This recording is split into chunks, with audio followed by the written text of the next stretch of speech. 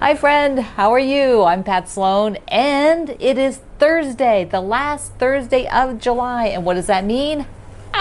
Yes, I'm going to show you in a minute the jelly snowflake. I'm Pat Sloan. Did I say that yet? I'm still Pat Sloan every day.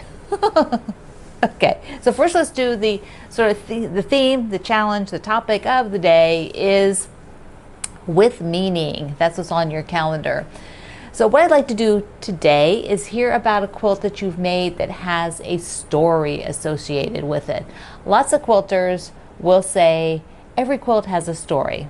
And I think lots of quilts have a story. Not all of them. You know those ones, right? You saw the pattern. It's super cute. You bought the kit. You made it. There's really no story. It's just cute. And you wanted to make it.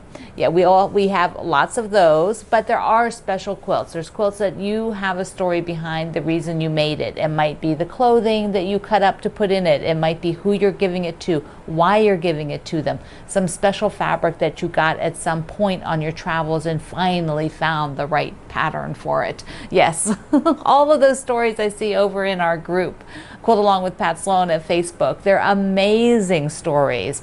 One lady did a guitar recently with pieces of, I think it's her son-in-law's or her son, no, I think it's her son's shirts that his mother-in-law shortens for him, and then they kept all the pieces and she made this fabulous guitar quilt for him. It's just awesome.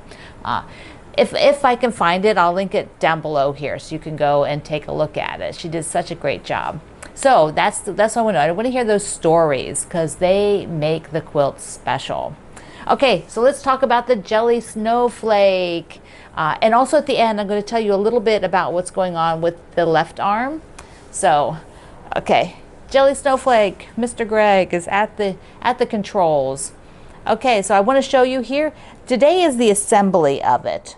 And so many of you have just zoomed ahead because that was a lot of fun. You just finished it up. Here is the assembly. I used a bunch of different colors. So mine is not just, you know, like red, green or something like that. So I used a lot of different colors from that jelly roll to make my jelly snowflake.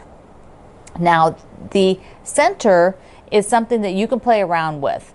So it is a 6-inch square, but you could make it all different 2.5-inch squares sewn together. So that would be, you know, like 3, 3, 3 in rows. So you can make like a checkerboard in the middle. You could alternate them with lights.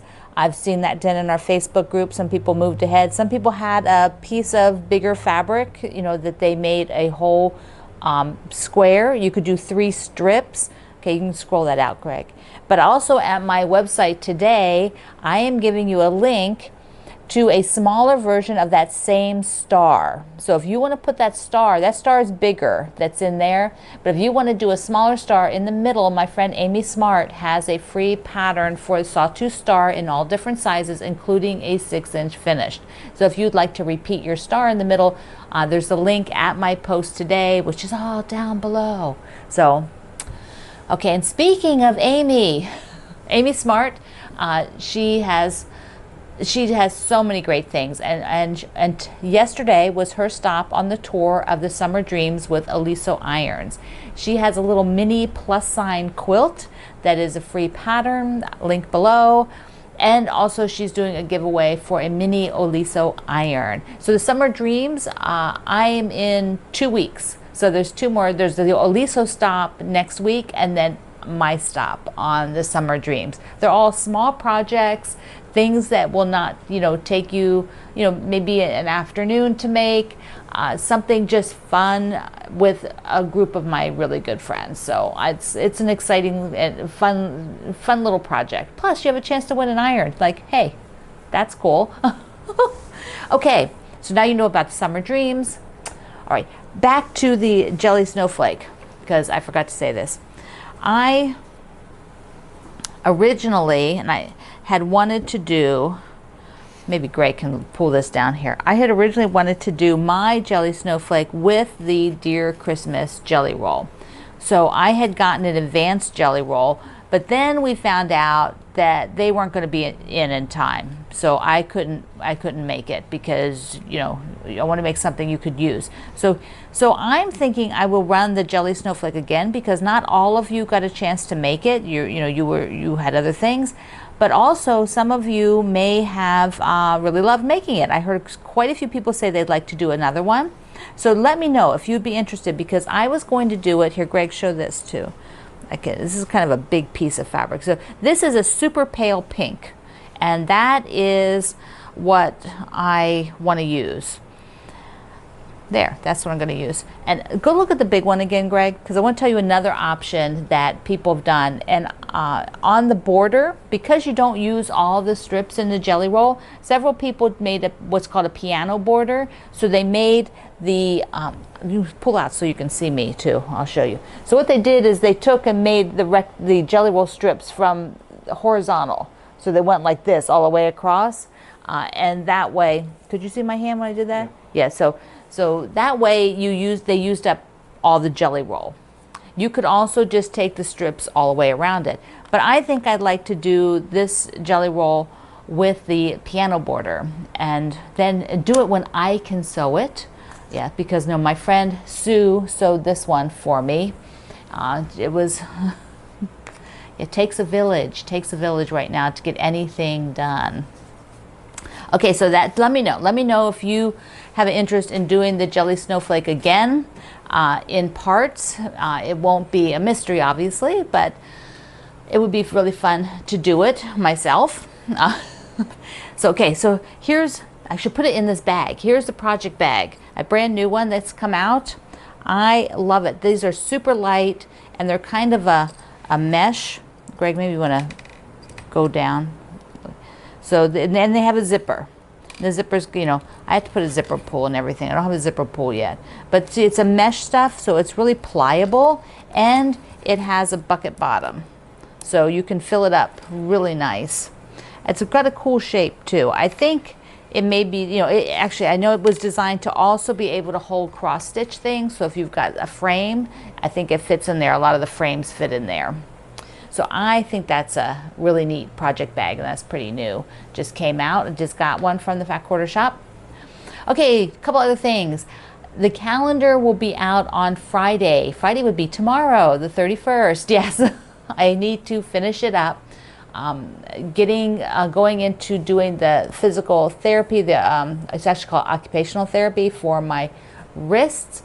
Has sort of delayed me a bit. But I will get it done for Friday. Now I want to give you an update on the Out West Sew Along, which is the block of the month that I got.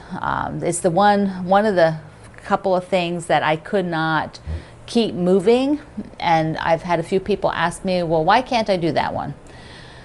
So the reason why I can't do that one is because the patterns were not drawn or sewn. Many of these projects are already made in advance. I don't do them all the day before you see them.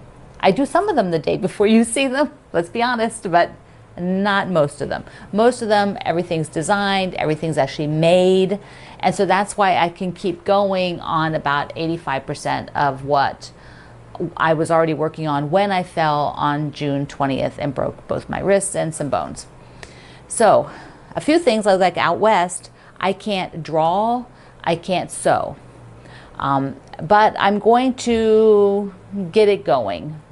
Sometime in August, you'll get the two blocks. You'll get July and August block, and then September and October to finish out that one. There's 4 blocks. But you need to give me a little bit of time, give me a little bit of room, because I'm going to show you, I have like very little ability. This is about all that it moves. The fingers are very swollen. They don't bend. So I can't really do my drawing. This doesn't bend at all. This doesn't come off until August 10th. And then I have to do therapy on this to make this wrist move, because it will be like this one. That's it.